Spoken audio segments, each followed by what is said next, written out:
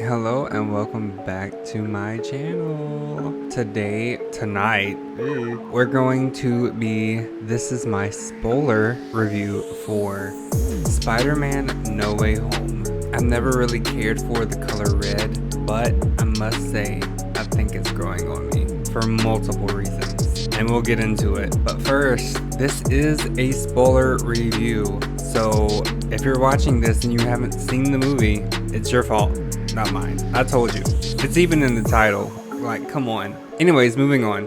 Let's get into it. This is somewhat in order. For the most part, it's in order, like from the beginning of the movie to the end of the movie. So yeah, there may be like things jumping around, but I tried to make it in chronological order. Starting off, I love that it picked up right where the previous Spider-Man movie left off. Like, that was so amazing.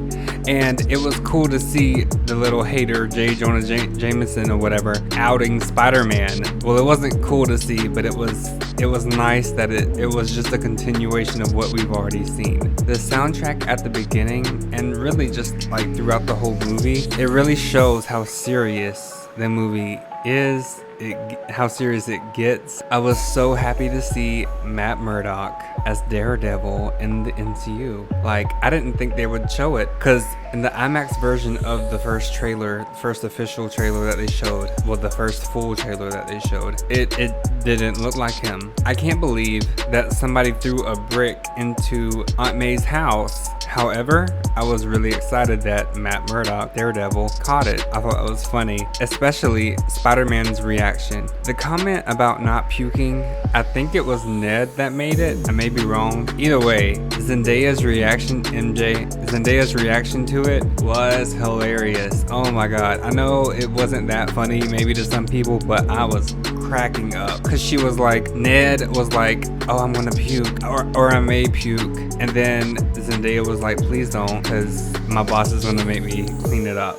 I think it was cool that the intention behind the spell originally was to make everybody forget that it was Spider-Man, but it had like a reverse effect, whereas it worked across the multiverse, and it brought in characters from other universes that knew who Spider-Man was, and also who didn't like Spider-Man.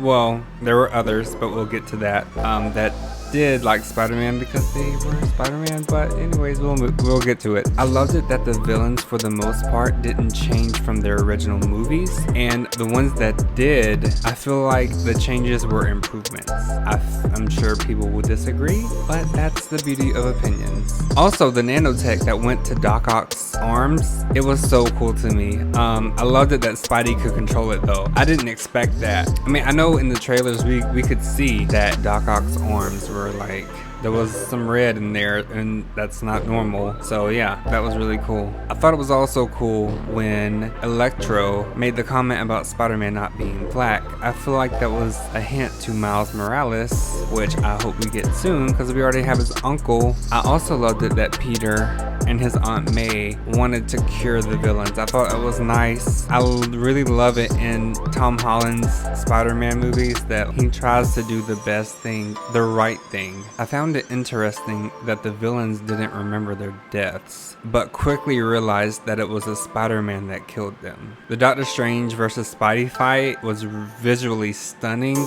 and I genuinely didn't know who was going to win. I was surprised when Spidey won, honestly. I thought it was weird and interesting that Spider-Man couldn't control his body when Doctor Strange pushed him out of it. That was really interesting.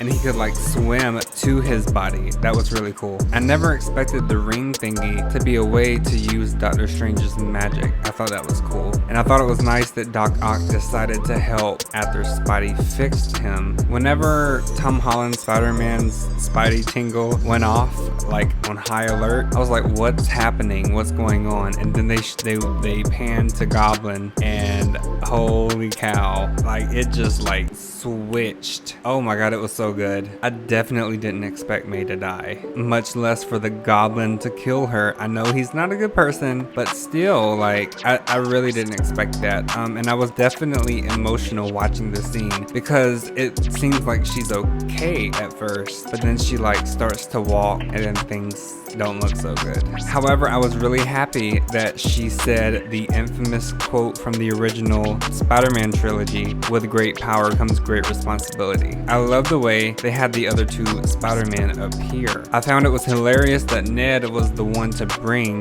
them into the MCU, and it just happened to be by accident. I thought it was funny. It was a nice break from the Aunt May death scene. Zendaya's acting was amazing. The comedy and emotion equally. Like, she did both. The whole cast, honestly. But Zendaya, I love her. She can do no wrong. But anyways, and I definitely cried watching Peter's friends hug and hold him. That was really sweet, and they all cried. Like, it was so sad, but fantastic acting. It was nice to see the dialogue once the Spider-Man showed up, and when Tom Spider-Man repeated the quote that his Aunt May told him, the other Spider-Man, well, Tobey's Spider-Man finished it. That was amazing. I loved it. Oh my god, it was amazing. I'm just going to be referring to the Spider-Man as the actors' names, like Tom, Tobey, Andrew. I love Ned's lines in the lab scene, especially when he said Peter, and they all answered. All the Spider-Mans was like, yes. It was hilarious. And I feel like when Ned promised Tom that he wouldn't turn against him and kill him was a hint to Ned becoming the Hobgoblin, which I know in the comics that happens. I'm pretty sure that one of the Spider-Man in the comics has a friend named Ned, and Ned becomes the Hobgoblin. I may be wrong, but I'm pretty sure I'm right. I love seeing Andrew crack Tobey Maguire's back. It was hilarious, and I love seeing it for more reasons than one. I mean, you know, the camaraderie, but also it looked kind of gay, not gonna lie. But as a gay person, I'm allowed to say that, and it was funny. And I also love seeing the Spider-Man validate Andrew's Spider-Man, because, you know, he lost his MJ. That was really emotional. Oh my god. It was funny to me when they showed the scene where the Spider-Man regroup in like the last fight, because Tom's Spider-Man mentions the Avengers, and the other two are like, what? Is that a boy band? Like, what is that? What's so special about that? I thought that was funny. The scene after the Spider-Man regroup was definitely one of the many money shots. I couldn't stop grinning from ear to ear, like when I seen that in the theater. It was really good. It was scary, but also hilarious when the lizard went through the portal to get MJ and Ned, and then it like started chasing them around. That was, oh my god, it was so funny to me. Scary, but funny. I was so happy that Doc Ock stayed good, and then also like helped defeat Electro. That was really cool. I found it hilarious when Doctor Strange appeared and then asked Ned if he had opened a portal, but when Ned said yes, Doctor Strange didn't seem to be that upset. He seemed more impressed, honestly. I was happy when Electro mentioned that there has to be a black Spider-Man somewhere out there. I love it that he like mentioned it again. Like, there's no way that they won't introduce Miles eventually. I know that's double negatives, but I really don't care. It was really nice seeing Tobey and Doc Ock reunite and genuinely be happy for each other, and happy that they were catching up with each other. When Strange mentioned that he was dangling over the Grand Canyon for 12 hours, it was hilarious when Andrew said, "We could have used your help." I cried when Garfield caught MJ. I knew she was shown in the trailer falling, but I definitely didn't expect him to catch her. I thought Tom was gonna catch her, but he was a little preoccupied with Goblin. Even though I like it that Tom's Peter is pretty pacifist, I was so happy to see him beat the shit out of Green Goblin, honestly.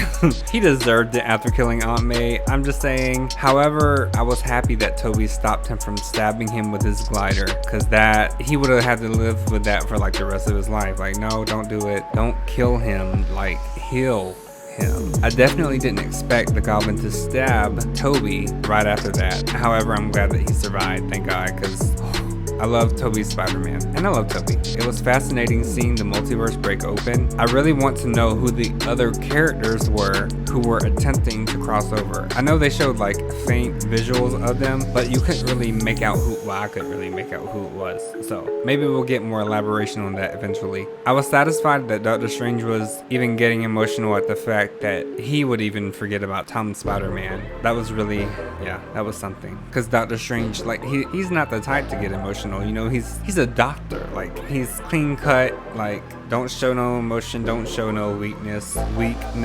You know, people like to think being emotional is a weakness. Bullshit. It was so sad seeing Tom say goodbye to his friends. I will agree with MJ at this point in this movie, and only for this movie, that I really hate Magic as well for that part, yes. It was also super sad seeing his friends like really not remember him after the whole spell like happened. Even Happy Hogan didn't remember him when they showed Spider-Man at his mom's grave. That was heartbreaking. But I thought it was cool that that Happy Hogan mentioned that he had a friend a couple years ago that passed away as well. That was, you know, Iron Man. But I thought that was sweet. It's heartbreaking to think that Tom doesn't have anyone now. However, it's refreshing to see him on his own and independent. I love the new suit. It is kind of basic. However, it's shiny, glistening, and it's a classic, so I love it. For the end credit scenes, the Venom one, of course it wasn't my favorite because hello, Wanda, Doctor Strange in the second one, but it was interesting to watch, and it was sad that Venom like seemed to like be poofed back to his universe. Like, hopefully he comes back. I know they showed the symbiote like oozing around on the table, but like, no, I don't want another Venom or another actor to be Venom. I want Tom Hardy to be Venom in the MCU. So hopefully that happens. Maybe they showed that because that would be like a tease for Spider-Man to get the Venom suit. I don't know. Tom Hardy Venom or no Venom. Just saying. For the second and the last end credit scene, it really wasn't an end credit scene, to be honest. It was more of a teaser trailer for Doctor Strange. Either way, I was excited for it. Doctor Strange Multiverse of Madness, because Wanda was in it. And then like, and I was happy they showed new scenes of Wanda. Like, it looked so crazy. I can't believe she was like in a little, like a circle, like it looked like a seance or something. I know people are gonna be like, oh, that's demonic or whatever. She's a witch. Calm down, it's just a movie. It's not that serious. But I do have a theory that I thought of when I watched that teaser. So in the teaser, Mordo says something like the bad guy is you or something like that, and I think he may be right, but I think this is before he meets the Supreme Strange or whatever Strange that is, because there was definitely two Doctor Stranges in that teaser, and I'm pretty sure, I feel like it's Supreme Strange because, you know, he was in What If, and but yeah, I think that the Doctor Strange we know is not the bad guy. I think that variant is the bad guy in this movie. Also, I do kind of hope Wanda is like kind of bad, but I don't want her to be like a complete villain because I love Wanda. She's my favorite character currently. Iron Man was, but you know, he's dead. So Wanda's my new favorite character, especially after WandaVision. Oh my god, don't get me started on WandaVision. Like, if you know me, you know I'm obsessed. But yeah, this movie may not have been like a true Christmas movie, but I do feel like it may be my favorite Marvel movie. It's at least in the top 5, easily in the top 5, maybe even top 3. I haven't decided yet, but I know it's up there. I love it. It's almost perfect in my eyes, and I would give it, for the rating, I would give it 10 out of 10 pumpkin bombs. But yeah, I know this review is kind of like, it was kind of all over the place, I'm sorry, but I'm just going off my notes. But yeah, thank you for watching, and if you haven't already done so, please like, comment, and subscribe, and I'll see you in my next video.